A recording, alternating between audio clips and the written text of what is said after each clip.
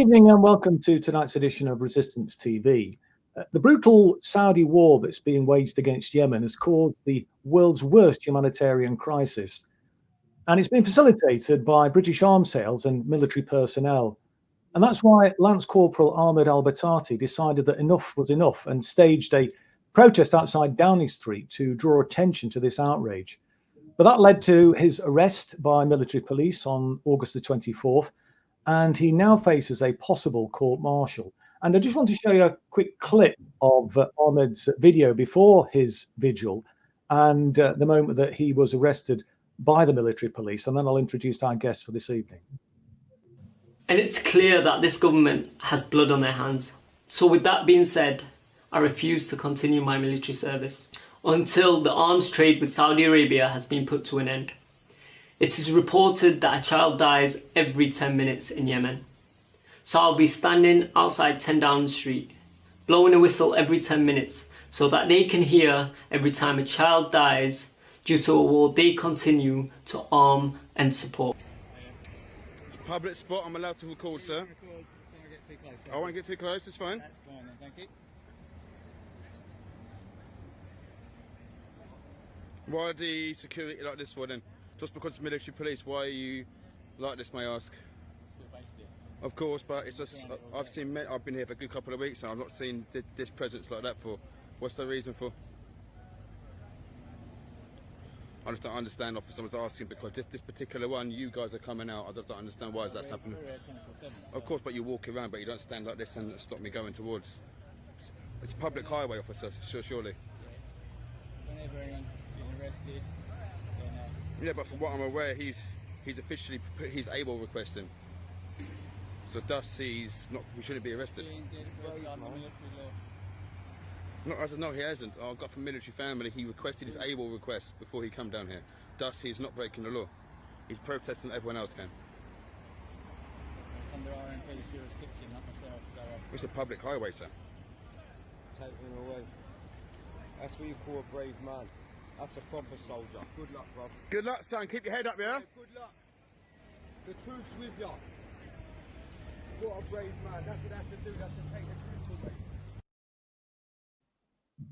I think some of the bystanders there summed it up when they said that that's a proper soldier, a truly brave man, and I absolutely endorse those words.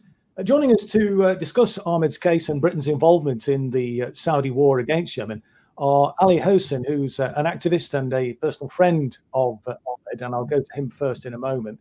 But also joining us is Robert Carter, who's an independent journalist and broadcaster, and Deepa Driver, who's a trade unionist, chair of Camden Momentum, and also one of the leading campaigners for Julian Assange. But let me start with you, if I can, Ali, perhaps as a personal friend, and I know that you have been in touch with Ahmed. If you could just sort of give us your thoughts on what happened to Ahmed, why he's taken the stand that he has, and what's the latest state of play in relation to Ahmed's status now as far as his arrest is concerned and possible court-martial. Cool. Well, thank you, Chris, for having me first, and thank you for everyone and your time. So Ahmed is just a normal guy, really, nothing special. Everyone like his age just ignores him, nothing really special about him. But one day we were sitting together after the mall in his car, and he told me that he's going to tell me something that he's never really told anyone, and he couldn't get it off his mind. And he told me about making a move or creating some kind of act that will bring more awareness to what's happening in Yemen. Now, we didn't predict exactly how, he didn't tell me straight away this was going to happen, this is how we're going to do it. But it started off with an idea, and we kind of molded it into what ended up happening. Now, obviously, you've seen the footage of Ahmed being taken, and to this very day, there's nothing really new that we know about Ahmed, whether it's in the media or even in his personal life, where I still see him. It's not like he's in chains or he's locked away somewhere. He's still free. He still, sees his family.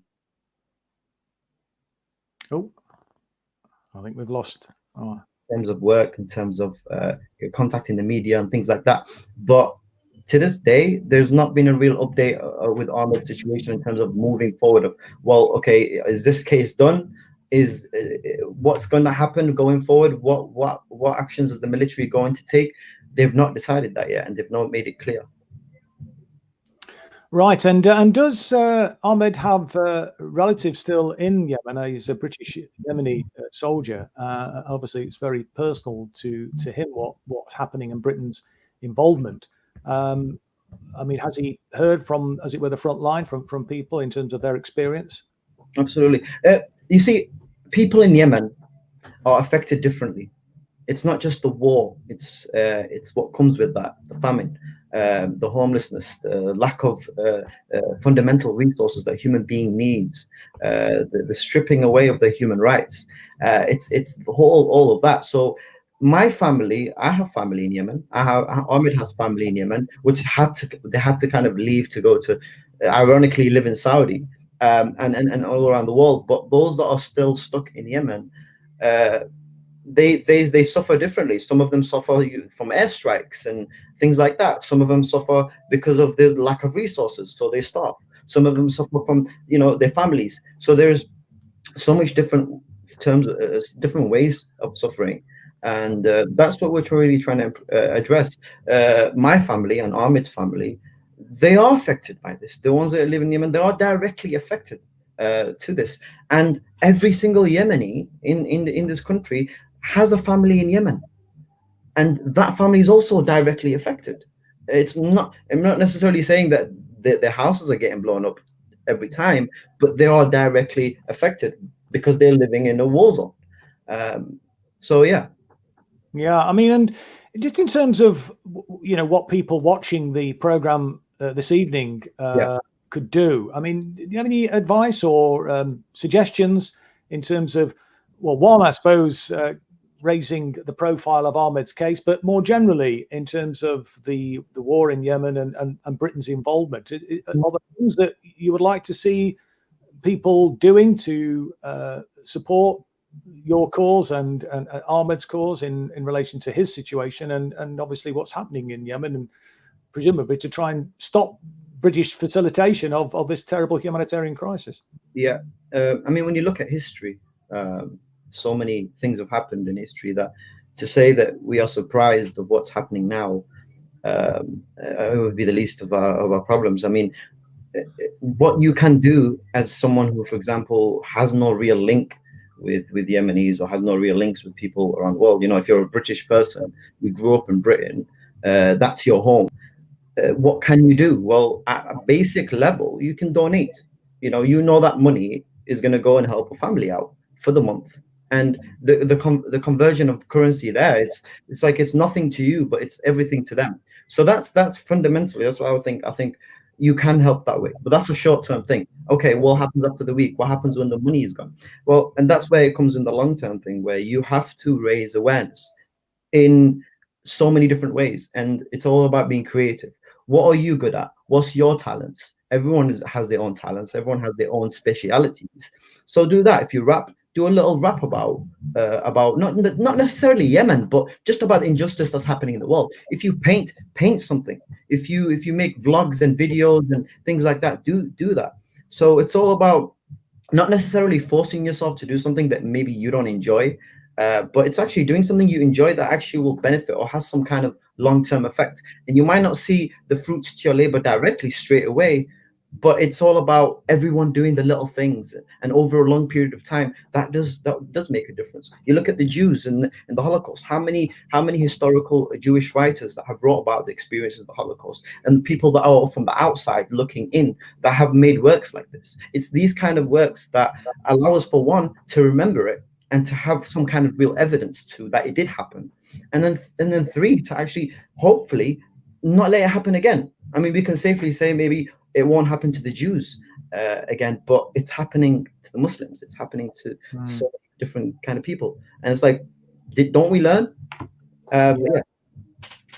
No, thanks for that, Ali. And just before I move in to ask Robert to get his thoughts of just some questions. We're getting, you prompted quite a few questions already from and comments from viewers, but there's one I just wanted to put to you directly, if I can, Ali, from Amina Atik. She's saying, what can we do to support Ahmed? I mean, directly, is there anything explicitly we could do? I mean, writing to him, raising his case with MPs, perhaps, or any other thoughts in terms? I mean, this is Amina just asking a specific question in terms of what we do to help Ahmed directly. Well, on our page, Instagram page, Stand for Justice, which me and Ahmed run, and as you can understand, as soon as we kind of posted those videos and they became viral, we had so many messages. A large portion of those messages was like what she said. It's like, what can we do to help Ahmed? Now, that's not the message of what we're trying to do. It's not about what you can do to try to help Ahmed. It's about what you can do to try to help people in Yemen that actually need that help, because Ahmed is living in the UK. Like I said to you at the beginning, he's free, he can see his family, he can eat. There's no real restrictions in the terms of the long term. So even Ahmed would tell you this. It's not about Ahmed. Ahmed is just, it just happens. It's about what he did. It's about the meaning of it, not necessarily about who the person is or whatever, because it could have been anyone.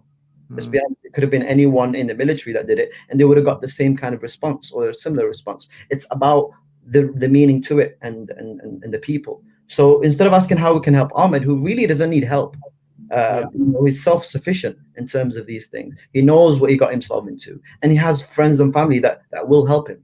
Anyone out there that does want to help him and wants that passion, you should directly and channel it to some people that actually need that help, no matter how small. And I'll reiterate again, it's a bit cliche, but charity is one of the most important things, and one of the most efficient things in terms of actually changing someone's life. You give them money, that money gives gives them food, gives them shelter, gives them clothes, and which we take for granted. They don't have that, so they need the help more than Ahmed or anyone can in this country needs.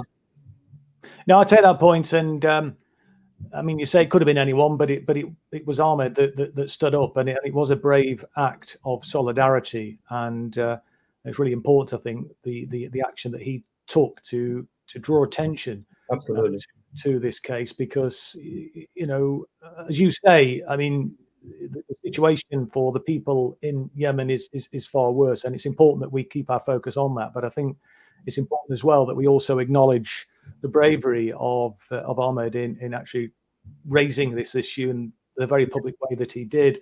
Yeah. And I think it's incumbent on all of us to do what we can to make sure that we build on that bravery that Ahmed showed, and that we don't forget about Ahmed. And yes, there's no action taken out against him yet, but I think it's important that we keep him in the public eye as much as we can to hopefully prevent any action being taken. But let me move, if I can, to Robert Carter, the independent journalist and broadcaster, who was one of the few journalists, broadcasters that I'm aware of that actually covered the story of Ahmed taking the stand that he did. And just wondered what your thoughts were about why the mainstream media have been, or the corporate media has been so absent in relation to covering, which is a very unusual case, isn't it, of a serving soldier actually protesting in full uniform in the way that he did. I mean, it's quite a rare event, and I'm not sure I've ever seen it before, to be honest. And yet, what ought to be, in my opinion, a cause célèbre doesn't seem to have raised too much attention. I mean, what's your thoughts about why that would be, Robert? Thanks, Chris. Well, obviously, when the protest was initially made, there was significant interest, particularly on social media and also by alternative media platforms. But since then, as you rightly mentioned, the interest seems to have gone down. Now, obviously, as Ali has mentioned, there hasn't been a significant update per se, so we still don't know what the action is going to be against Ahmed following his protest from the British state. So perhaps that's what the mainstream media are waiting for a kind of breaking news update to the story. But at the same time, I also suspect, given the fact that Yemen is referred to as the forgotten war and has been since 2015 when the war first began, there is a kind of conscious effort to tiptoe around this conflict and anything such as protest movements that may spring up as a result of that, by Western mainstream media. Why would that be? Well, many of the Western powers, such as the UK and the US, are neck deep in that conflict. And if you start asking a lot of questions, why is Ahmed protesting? Why is there a war in Yemen? Why has it been dragging on for so long? Why are so many innocent civilians being indiscriminately killed on a mass number? You start to realize that the answer to those questions is, well, the UK's and Western powers' relationship to the oppressive regime in Saudi Arabia. That's what's keeping this war going. The fact that we continue to sell arms to the Saudi regime, despite the immense war crime evidence that's coming out of Yemen and has been for a number of years. And so I do suspect that there is a conscious effort by establishment media to just be very, very careful when it comes to any story relating to the war in Yemen. And I think Ahmed's case is very significant and unique because not only is he just a Yemeni or a British Yemeni protesting about the war, there are many of those, but the fact is he is a representative of Britain in many ways because he is a soldier and he protested in uniform for a reason. That's why what Ahmed did is unique and very, very brave. And I think that what I want to compliment Ahmed for, if he is watching, is the fact that what he did was brave, because Yemen is the forgotten war. There is online censorship happening, and I've experienced it personally, where social media platforms like Twitter or Facebook actually go out of their way to censor, block, and remove content that highlights the crimes that are taking place in Yemen. And some journalists, and indeed many activists who campaign rigorously to bring the facts to the people, to highlight these crimes are still ongoing and how horrific they are being gagged on social media, particularly Facebook. YouTube as well is also guilty of this. So for Ahmed to do what he did, to rattle a lot of cages, to essentially take a bullet for the team and to risk imprisonment quite possibly, just to raise awareness of what is the forgotten war, just to bring it back into public attention, get it trending again on Twitter, and to make a video that was watched by millions of people overall, I believe. That in itself is a massive achievement, because there are many journalists who would like to do the same thing, many activists as well who want to do the same thing, but they just can't do it because no one is interested. The Western mainstream media just couldn't care less whether or not it's in the public eye or not, unless it benefits them. If news is particularly slow, they might do a short little 2-minute piece on it here and there, but they don't bring the real facts that need to be heard. The deep role in which the UK is playing in that conflict, the fact that Saudi war crimes are continuing in Yemen, and it's been almost 6 years now of the conflict, but most importantly, Saudi couldn't get away with these crimes unless it had the backing of Western imperialist regimes, and that's so key. The UK's backing for Saudi Arabia, there might not be British pilots dropping the bombs per se, but it's the UK's support for Saudi Arabia that gives them the green light to commit these atrocities, and Saudi Arabia is not strong enough to do it alone. They need the backing of UK, France, and the US, and they've been getting it non-stop for over 5 years now, and that's why the war is continuing. That's why so many people are dying en masse in Yemen. It's the indiscriminate campaign that's backed by Western so-called democracies. Yes, I mean, and interesting what you say about the suppression of this issue in terms of Twitter and Facebook and so on. I've just had a message to say that for some reason, hopefully it's a technical glitch rather than censorship, but tonight's broadcast is not streaming for some reason on Twitter. But we'll look into that and see what the reason for that is. I mean, and you talked about British involvement, obviously, and I think I mentioned it at the opening of the program this evening. But of course, Britain, I think, is the second biggest arms supplier, isn't it, behind the US to Saudi Arabia. And the Court of Appeal ruled last year, didn't it, that the arms sales were in fact illegal. But the government has found a way of getting around that ruling, as I understand it, and arms sales have resumed, notwithstanding the appalling humanitarian catastrophe which is befalling the Yemeni people. I mean, what's happening there? I mean, and are there other legal routes, do you think, that could be pursued by campaigners? Well, obviously, legal routes are being pursued. There are some fantastic organizations out there that are really challenging and trying to bring the British establishment to account, particularly the government, over this. Coalition Against the Arms Trade, for example, have been doing a lot of good legal work regarding the immoral arms sales to the Saudi regime, which the British government have been pretty shameless in saying, well, look, at the end of the day, they keep Brits in work and it produces money for the economy. And then at the same time, we're also getting huge amounts of evidence coming out of countries like Yemen of war crimes being committed using British made arms. So on the one side, they'll say, well, actually, the war in Yemen is not good. We don't, we want to bring an end to the violence. But then on the other side, the British government will also say, well, we're not going to stop those arms sales to Saudi Arabia, which would surely bring significant pressure on Saudi to stop what it's doing because we make too much money from it. Again, another thing that you hear from the British government, which I'd like to remind our viewers of, is that they're quite quick, especially our foreign secretary is very quick when he talks about Yemen to say, well, we're gifting millions of pounds towards the humanitarian crisis in Yemen. We're desperately trying to send British aid over there to help those poor civilians. But the millions which the British government may be sending to Yemen is nothing, it's peanuts compared to the billions that they'll be making in profit from arms sales to that Saudi regime. So make no mistake, the UK does not play a positive role in Yemen. It's playing, its hands are bloodied in this conflict. And the UK, as you rightly said, Chris, is certainly one of the biggest criminals, really, when it comes to the mass murder in Yemen, because they're one of the biggest arms traders with the countries that are committing the majority of civilian deaths. The Saudi bombing campaign, the Saudi-led coalition bombing campaign, we know has killed the most civilians out of all the different elements that are ongoing in the Yemen conflict. And let's just remember as well that we have a global pandemic now. Yemen is one of the worst performing countries, statistically speaking, in terms of fighting the outbreak, simply because they lack the means to do so. And the UK has done very, very little to help in that regard. And this continued support for the Saudi nationwide blockade, for example, which is stopping aid and medicines getting into the country, is just the newest form of criminality, which the UK is very complicit in. You mentioned the profits which are available from selling arms to Saudi.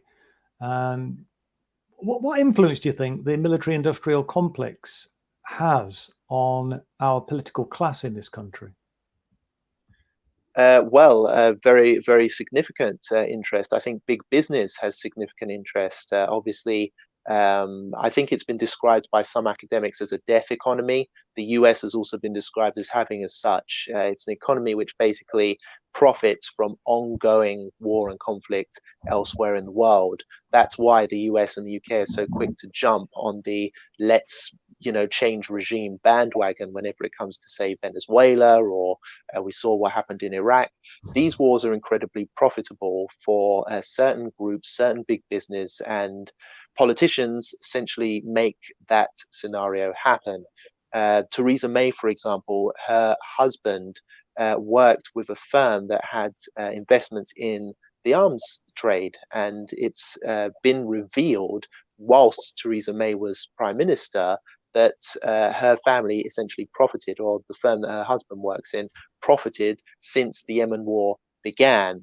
So obviously that's very incriminating, as you say. And since Boris Johnson has become prime minister, UK arms sales to Saudi Arabia has actually increased. And obviously Boris came in way after the Yemen war had begun, and we knew significant amounts of details of war crimes being committed. So Boris has gone out of his way again to serve those business interests, keep the money rolling in, and keep the war ongoing. So yeah, absolutely. I mean, I think everyone knows that Western political systems have big money behind them, and I won't start a new debate on this, but obviously Sir Keir Starmer, I'm sure, is bringing the Labour Party back, and I think there's been some big business interest in investing back in the party since he took over, less from the trade unions focus and more back onto big business.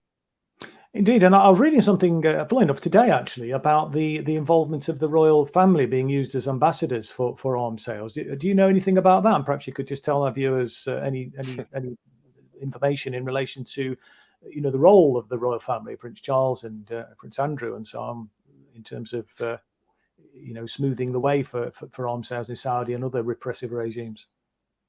Yeah, absolutely. I mean, the royal family, it's not just the red carpet that's rolled out every time there is a wealthy, dictatorial, oppressive regime that's coming into town. The royals are also rolled out as well. That seems to be the only thing that they're good for, I think, in terms of propping up British foreign policy interests. They just look good. They obviously live in fancy golden palaces. So whenever they want regimes like the Saudi royal family to mediate. They obviously have a strong relationship going back decades since the Saudi Arabia was created as a state, and obviously the dictatorial regime in Bahrain also has very good ties and gets on very well with the British royal family. So again, it's this whole idea of Britishness, Britain on the world stage. What does it represent? There's a kind of whitewashed version of Britain that's represented here to the citizens. We are supposedly this great democracy that defends human rights around the world.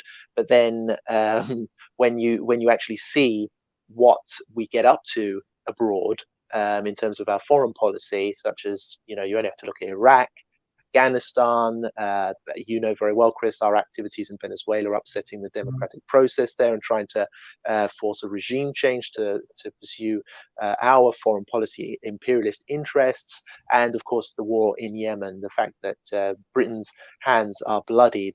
So the red in the British flag essentially represents blood, imperialist, colonialist blood on the third world. That's it. And I think that the British royal family, the only thing that they're good for is essentially rubbing shoulders with other dictatorial royalist regimes, such as in Bahrain and Saudi Arabia, and keeping the money coming in. Yeah, there's no doubt about it. They do that.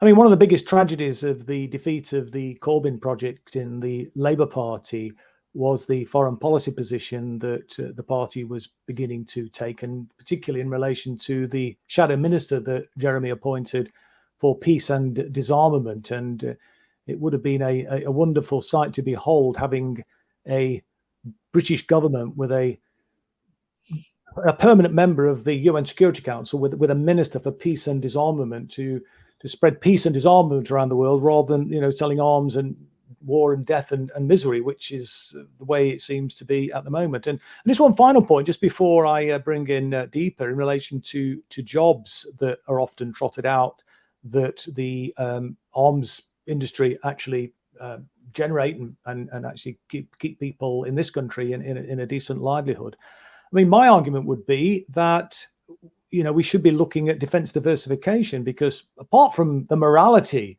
of arms sales, the fact of the matter is that since the early 1980s, the number of people working in defense industry, if you can put it like that, has absolutely collapsed. I mean, it was something in the order of 400,000+ in, I think, 1981. And the last time I saw some figures, which were from a couple of years ago, it had reduced by 2/3, I think around 140,000 people now. So, it's not even sustaining that number of jobs that it used to do. Not that in a sense is justification morally to continue to sell death and destruction, which is essentially what we're doing in relation to the arms industry. But I mean, would you have anything to say about diversification at all, Robert? Defense diversification, is that something that we should be pursuing, do you think? Well, I mean, obviously, any way to drag us away from the way we conduct ourselves now is vitally important. And I think that any means to do that should be explored. But unfortunately, it seems as if we have a real problem with the way in which a debate is conducted on this very issue. I mean, you mentioned Jeremy Corbyn before. He brought several debates back into the public domain, which were of great interest, but they weren't handled very well by the mainstream media establishment. They were just demonized, such as, should we have a nuclear deterrent in this country? Is it necessary? Is it a big waste of taxpayers' money? Is it morally right that we actually have a weapon of mass destruction that basically end, human life on this planet?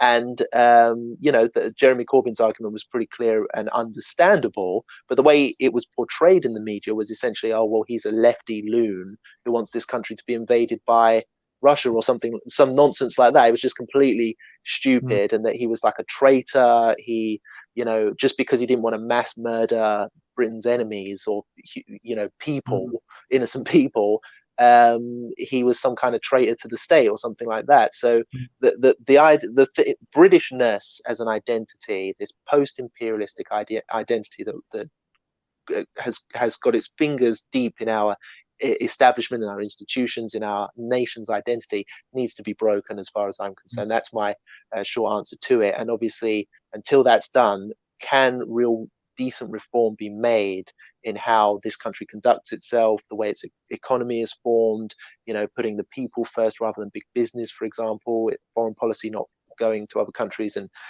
killing loads of innocent people. Can that be done unless we transform the establishment, the people at the top, and break this English-centric, racist Britishness identity, which is an imperialist identity? That's a big question. I don't know if I can answer that for you, Chris. Well, yes, and we've only got sort of a half an hour left, and I need to bring in Deepa now. But I think your point is well made in relation to the corporate media there, and I think that ties in really to some of the work that Deepa has been involved with in actually supporting Julian Assange and the campaign to get Julian Assange released and to prevent the extradition of Julian to the US. And I know that WikiLeaks has released papers from the Saudi Foreign Office, and some of the documentation they released did indeed relate to Yemen. And so if I could perhaps bring in Deepa. She's not on screen yet. I don't know if you can hear it. Yes, you're there. Hi, Deepa. Yeah, I wasn't sure if we'd lost you for a moment there.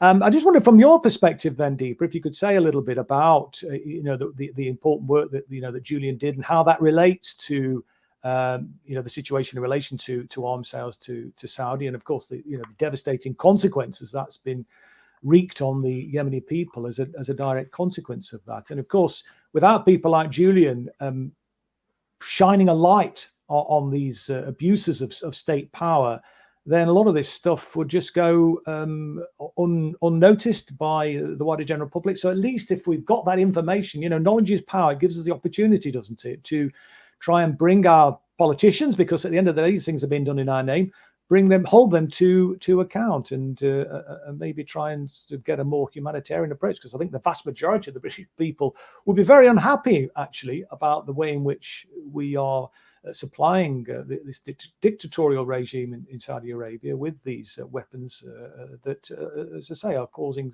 so much misery and death and destruction on the Yemeni people. Hi, Chris. Thanks. I think firstly, I wanted to send huge amounts of solidarity with Ahmed for doing what he did, because we can always say it could have been somebody else, but it was him who took up the challenge and who decided to take a stand. And it's very difficult to find people, especially young people with lots ahead of them, who are willing to take such serious stands. And this is really important. So very grateful to him and Ali and others who actually. Can you hear me, Chris? Is it clear? Chris, can you still hear me? Yes, I can hear you. Yeah, keep going, Deepa. We can hear you loud and clear. Thanks. The other thing I wanted to say is people like Ahmed are very important, because yes, Julian and WikiLeaks released a vast amount of information, and we know of the terrible, terrible tragedies that continue to take place in Iraq and Afghanistan. But what's also really important, in addition to disclosure and transparency, is people beginning to come together in solidarity to have some kind of power to change the narrative, to change actions. And that's the first step that Ahmed has taken, from having that information about what's going on in Yemen to turning it into something, into holding the British government to account for what it has done. And going back to Julian's releases and WikiLeaks' releases, I was looking through the documentation. The Yemen files were released in November 2016, and they contained about 500 documents from the US Embassy in Sana'a. And they contained emails, PDF documents, and others which detail correspondence from the US Embassy and how the US has been involved in with Saudi Arabia in destroying Yemen, so to speak, in pursuance of Saudi Arabia's geopolitical interests. And this is, as Robert said, characteristic of what many of the imperialist forces have done across the world, which is to essentially have a new form of colonialism, which is about resource extraction and regime change in order to extract wealth. And one of the other things is that Robert touched upon was the use of was the excuse that they use, which is that we're giving aid to these countries, we're helping them to redevelop, we're setting up posts to have educational entities there, or whatever it is that they try and say. But what WikiLeaks revealed was the level to which these kinds of development efforts had been co-opted in order to build both the narrative and the climate for regime change in ways that were suitable for the powers that be in the imperialist countries. What also is important is the role that many of these weapons companies and the corruption that is associated with weapons sales have in relation to the broader problems that we see in society through the use of tax havens, etc., to hide what's really what the crimes that our governments commit in our name.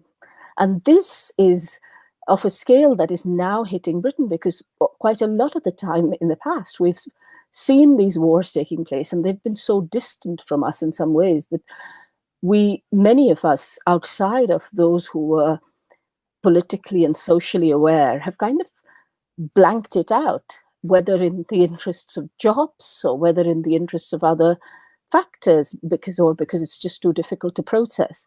But I think we're being confronted with the lies and the deception and the manipulation now in Britain, particularly, during COVID and during during the entire Tory and Blairite regimes, really, how they corrupt the narrative to make black look like white and white look like black. And it takes a certain, and I want to shout out to people like Declassified UK, Mark Curtis, Matt Kennard, Phil Miller, and those kinds of people, including Rob and other journalists who are willing to take a stance and say what the corporate media is doing is really hiding the truth from us, and we need to be able to see the truth.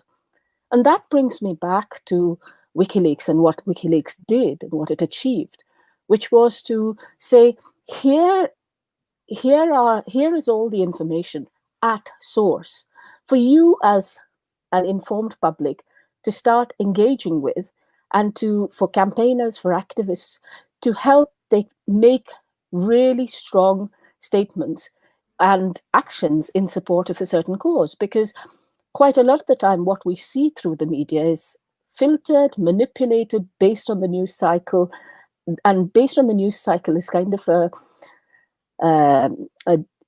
kind way of putting it, actually based on the interests of oligarchs who want to manipulate the news so as to have a docile public that does not offer dissent. And that is what much of the mainstream media coverage is about. You look at what the wonderful Media Lens do in showing how little the BBC, for example, covers some of the key issues. With the Assange case, for example, in the last few days, we have evidence of the United States eavesdropping on a sovereign embassy on British soil, and within this sovereign embassy, plotting with a third-party company, a private security company, to poison the defendant in the case or to kidnap him. And yet much of the British media is silent. And this is supposedly the critical media that is silent. Forget about the mainstream media.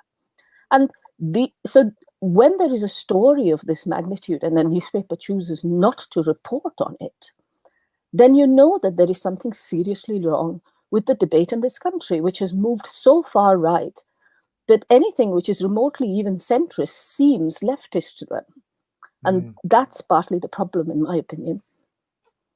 Yes, I mean, and one of our viewers has said that there was a debate on Yemen, just coming back to the issue of Yemen, in Parliament recently. But I don't know if you was aware of that debate, but there doesn't seem to be any great deal of movement as a consequence of that. I mean, what's your feelings about the way in which our political class sort of raise these issues and deal with these issues, and the function of Parliament? I mean, is it working in your opinion? Is it actually representing the people? And what could we do to ensure that the concerns that I think the vast majority of people have about the terrible war crimes that are happening as a consequence facilitated by the British state, to make sure that our parliamentarians are not actually doing these things in our name? I mean, what's your thoughts about that, Deepa, in terms of the way in which our political system's operating at the moment? Is it fit for purpose? And what do we need to do to turn things around? I'm chair of Camden Momentum, and we're quite an active branch within Momentum. And we're all, many of us were in mourning after the 2019 results, and particularly horrified by the leaks which showed, the Labour leaks, which showed us what was really going on, and how a peace-loving, a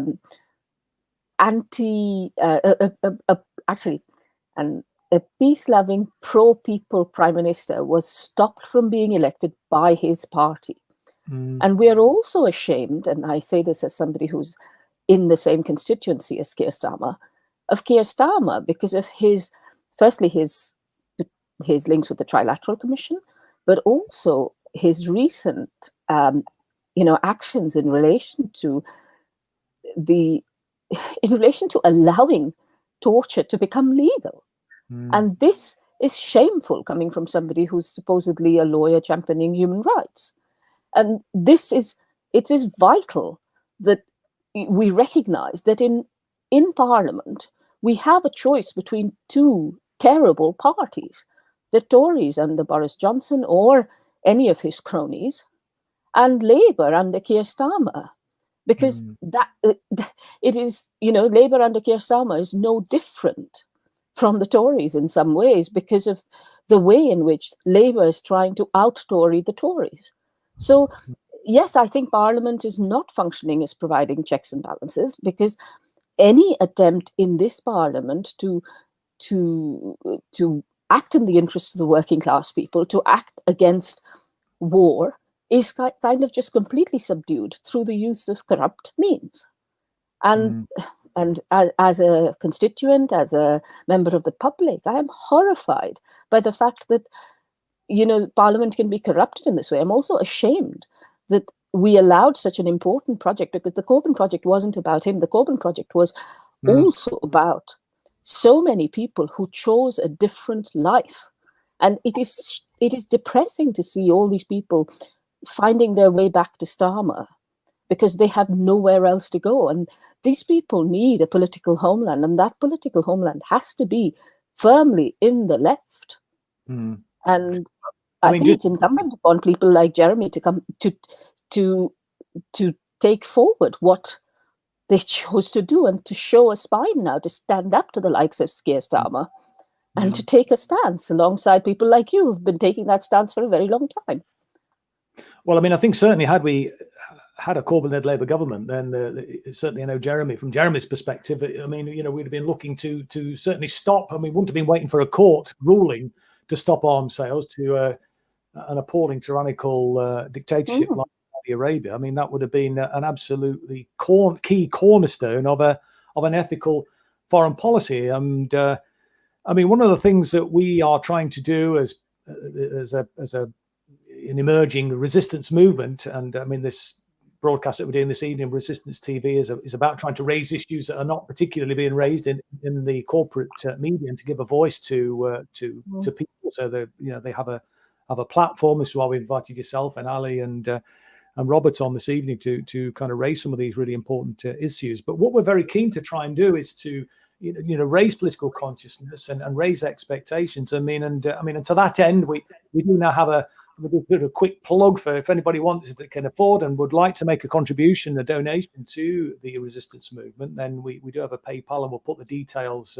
of that on screen. So if you've got any spare cash that you can help us with, because unfortunately, funds are needed to build a movement, and obviously we've been impaired somewhat by the lockdown and the inability to hold big meetings and so on. But we're determined to build this movement from the grassroots, because it's so important, I think, that we have a mobilized grassroots to ensure that our elected representatives are held to account, and where they're not functioning properly, then to maybe even build a new alternative electoral vehicle to ensure that the views of the majority of the public are actually put into practice. This is why we have a so-called representative democracy. I mean, the thing I've been going on about ad nauseum really is that our representative democracy isn't working. It's failing us, and the people that our representatives predominantly seem to be representing are the corporate interests, not the interests of the vast majority of the ordinary British people, as it were. And this notion that government is a bad thing, and that the private sector has the answer to everything, of course, is a complete fallacy. It may be the government might be the problem for the big corporate sector, as it were, in the past, where they were regulated and prevented from ruthless exploitation. But for ordinary working people, they need a strong government with regulation that works in the interests of ordinary people. And when they're not doing that, then we need to build a movement to demand that they do, and that's what we're trying to achieve. But just going back to, if I may, and picking up one of the many questions that are coming in now, and if I could go back to Ali, there's a question here from Giorgio Rivo, who's asking, where is Ahmed now, and is there an address that people can write to him at, and is that something that he would welcome?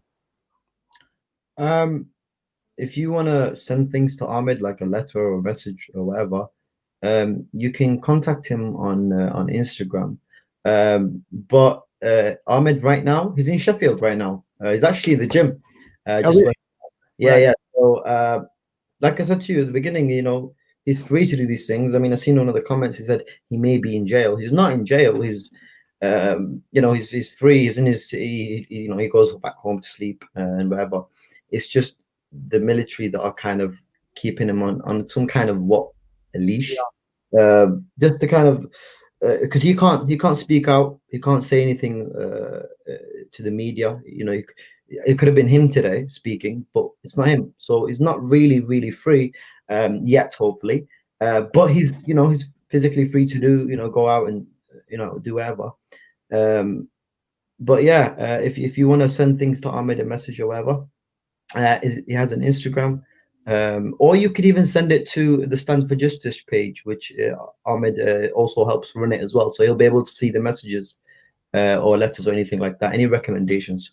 I just don't want to give out his address because I don't have his. Of course, no, indeed, absolutely, I understand that. That's not an issue. We just wondered whether there was an address at the barracks or something like that where that he could be contacted. But yes, obviously people can contact him via Instagram. So if we can make sure that we put that detail on screen to our technical people behind the scenes, if possible, we could put that on the screen so that people have that. And also the Stand for Justice that you mentioned as well. That's a Facebook page, I think, is it? No, it's an Instagram page. They're both on Instagram. I'll give you his Instagram page as well. It's Ahmed Ali _98, and that's his Instagram, personal Instagram. So if you want to send him anything or anything like that, yeah, no, indeed, yeah. I mean, I suspect you'd probably welcome that. I mean, I think it's always important to receive messages of solidarity when you are, under the cosh, as it were, which Ahmed is at the moment. Has not been exonerated and may potentially still face some action, I guess, some military action by the army. And so I guess one of the things that we can potentially do, I suppose, is keep his case in the public domain, which hopefully will limit that potential for the government or the army to act the military forces to act against him. That's right. That's correct, man. Yeah. Let me just move, if I can, in the last few minutes to back to Robert, if I can, and just sort of get his response to the debate that there was held in Parliament on Yemen. I mean, what did you make of that? And, what more do you think we ought to be doing to push our parliamentarians on this issue? Sure. Well, very few people actually bothered to show up to that debate. It was a pretty empty hall from what I could see from the images afterwards. So obviously that just goes to show how important the Yemen issue is to our elected officials. Some MPs did, of course, attend. There were some British Muslim MPs in particular who gave some pretty strong comments on Yemen, but ultimately it was a bit of a dead end debate because, as we've already discussed in this program, the government just isn't interested in acknowledging any of its, complicity in the crimes in Yemen. It's not prepared to negotiate on its relationship, its disturbing relationship with Saudi Arabia, and it's not prepared to downgrade the arms sales to those regimes. Unless it's basically forced to do so, and it's very difficult to force the government to do so. As you said, they find loopholes and covert means in which they can keep those arms sales going into Saudi Arabia and into the Middle East. I guess what I could end on is perhaps some information about the conflict in Yemen, just to again reiterate just how bad things really are. Obviously, it's known as the world's worst humanitarian crisis. The war's been going on for over 5 years now. Over 100,000 people have been killed since 2015. That's according to the Armed Conflict Location and Event Data Project. Those figures were released last year. As of July, it's also been revealed that 80% of the population are dependent on aid to survive. That's amid a nationwide blockade. And of course, the global pandemic, the coronavirus outbreak, is the latest crisis to hit Yemen. It's already inflicted with cholera, which is supposed to be extinct in this day and age because the infrastructure has been damaged. There's a lack of access to clean, sanitized water.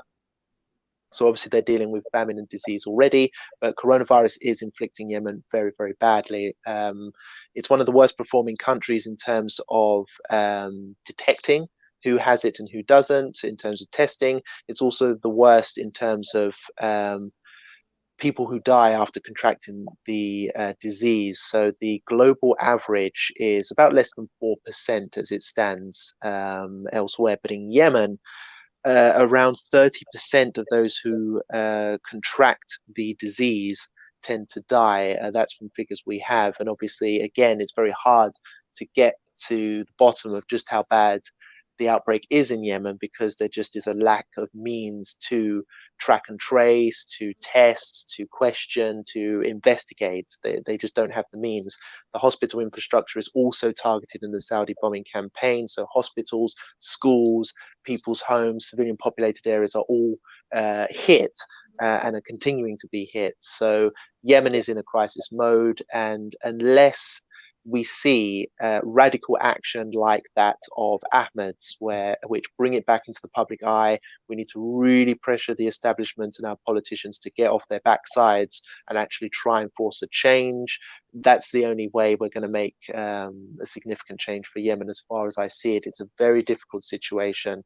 And I guess another point to highlight before you come away from me is that today is the 57th anniversary since the 14th of October revolution in the south of Yemen, which saw Yemenis boot out British imperialist occupation forces from Yemen. It was in 1960s, I believe it was. So again, read into Yemen's history. It has a strong history of fighting back against imperialist foreign aggression, and Britain's role in Yemen hasn't just been bloody recently, but going back decades as well, even during the empire years when we occupied the south and brutalized the native people.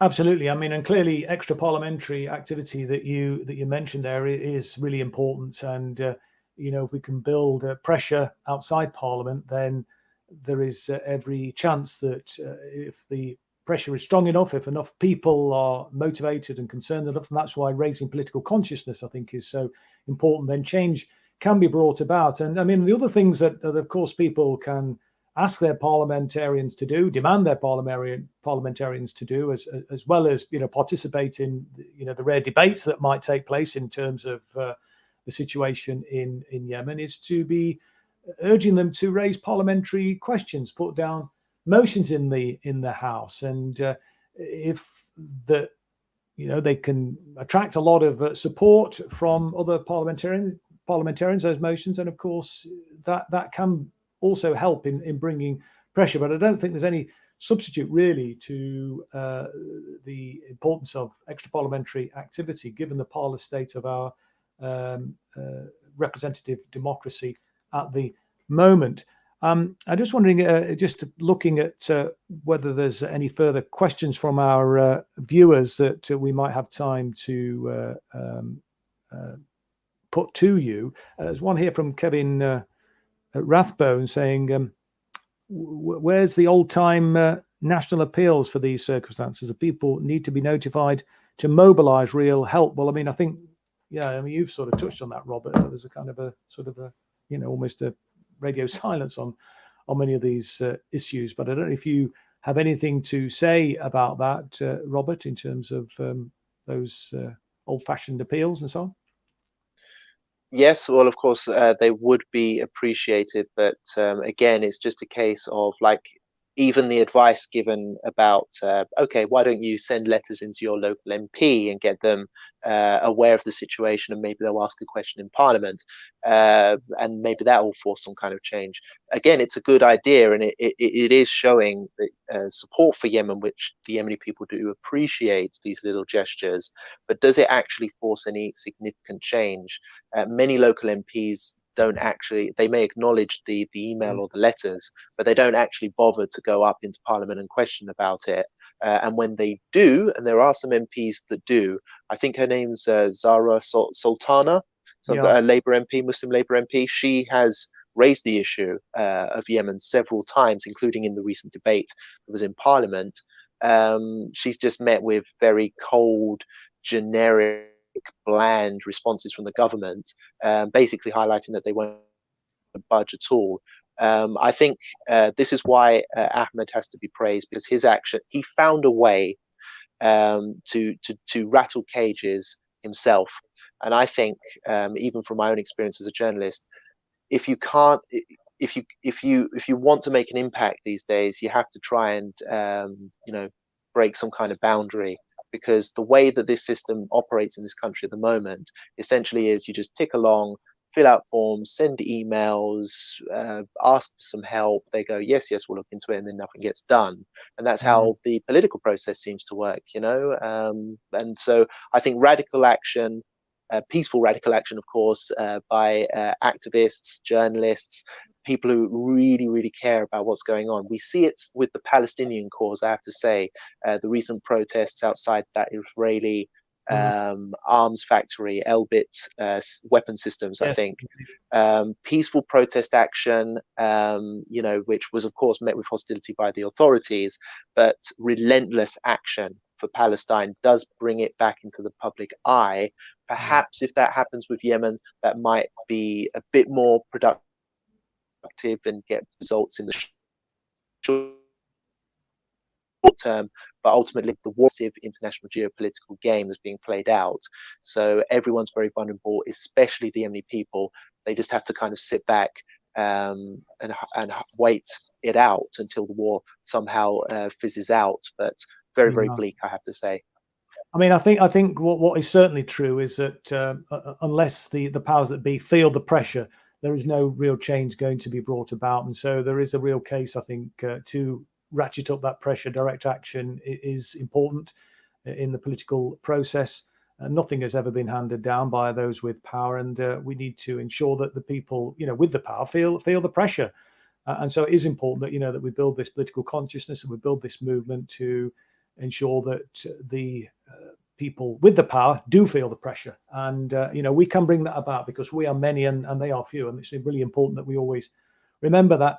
Let me just, we've run out of time. Let me thank our guests, Robert, Deepa and Ali, for their contributions this evening. Next week on Resistance TV, we'll be discussing the Iraq war logs, the implications of the publication of the Iraq war logs, which is 10 years on now. It was 22nd of October, 10 years ago. So we'll be discussing that and what the fallout from that has been, where we go from there. We've got some excellent guests lined up. So if you have a spare hour next Wednesday at 7 p.m, please tune in to Resistance TV. Thank you for watching this evening, and good night.